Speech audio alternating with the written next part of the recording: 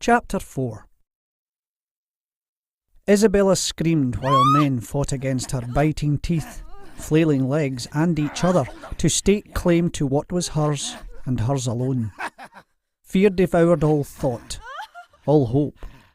Her vision blurred. Their heaving bodies blended into the thick trees overhead, like one hungry claw bearing down upon her, ripping at her tunic, tearing at her soul. Then the claw shrank away. For an instant, sunbeams warmed her face.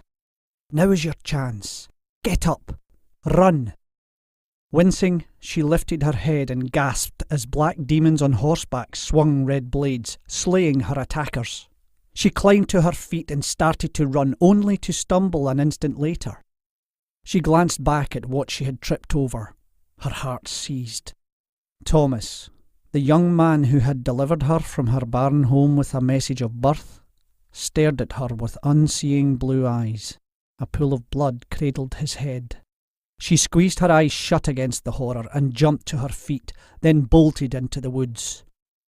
At last, having found her stride, she took flight, pushing her legs to work harder. She never looked back, but kept running, though her side ached and her lungs threatened to burst. And then a sound behind her expelled the wind from her sails. Hooves pounded through the woods, cracking limbs and tearing through the thicket. They were closing in on her. The ground shook. A sob tore once more from her lips as her toe caught on a thick root. She fell forward and flung her arms in front of her face in defence against the approaching ground, but she never felt the hard earth. Instead, she flew. A thick arm imprisoned her waist, and as if she weighed no more than a cloud, she was whisked through the air and tossed over the back of a racing horse. The ground hurried past. With every leap and turn, her stomach lurched. Grunts pushed past her lips. Just when she felt she could bear no more, the horse came to a halt. Still, she hung, frozen, too terrified to move. The only sound she heard was her own panting. "Oh dear," she whispered as her stomach seized. Bile travelled full speed up her throat, and a gush of vomit spewed from her lips. "Sweet Jesus and Mary," a deep voice said above her, before strong hands gripped her waist and hoisted her off the horse onto her feet. "St. Augustine, get down here and help me," Jack growled at Quinn as he dropped to his feet and stood beside the trembling lass, his hands hanging limp at his sides. Quinn grimaced. "Oh, you're on your own." Jack grabbed his tunic and tore away a strip. "Here," he said, offering her the fabric. Still bent over, she slowly turned her head. She was terrified, that much he could tell. Pity bade him reach out to stroke her back, but her fine silk tunic and bejewelled fingers stayed his hand. She was a noble woman. She lived her life treading on the backs of men like him. More than that, she was English, loyal to a king who had slaughtered his parents and wee sister, and turned the city he had loved to ash. "Wipe your mouth and let's go," he snapped. She accepted the fabric and did as she was bid. His conscience pricked. He could not remember ever having spoken so harshly to a woman.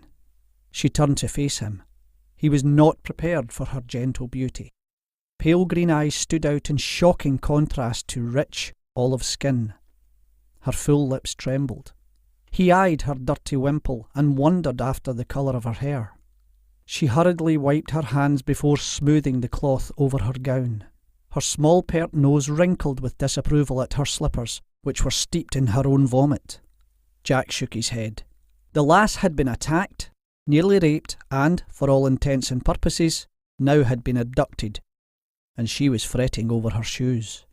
High-born ladies were all the same, selfish and shallow.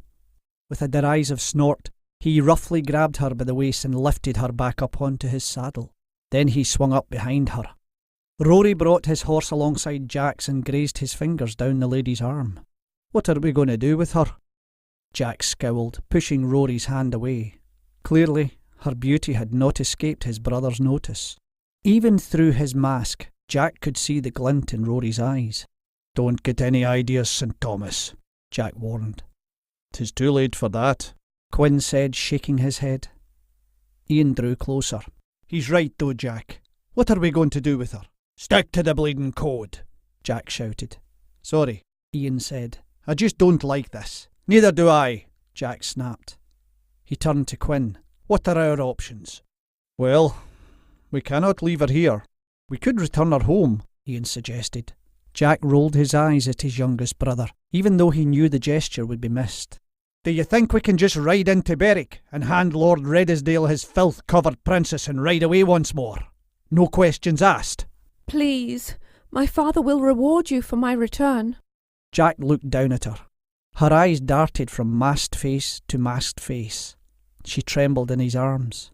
Once more, pity struck his heart, only to be absorbed an instant later by a lifetime of prejudice. His compassion dissolved to anger.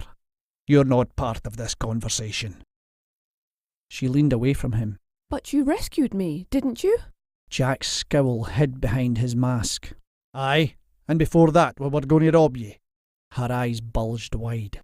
Let me go! She shouted. He grabbed her tight, pinning her flailing arms to her sides before her struggles sent her tumbling off his horse. Alec handed him a strip of cloth. Jack raised a questioning brow, but then remembered his mask. What the hell is this for? Alec shrugged. Blindfold her. Then we ride. Without waiting for Jack's approval, Alec nudged his horse forward. The matter had been settled. So be it, Jack said, turning to eye the lass once more. Princess, you're coming with us. Thank you so much for watching.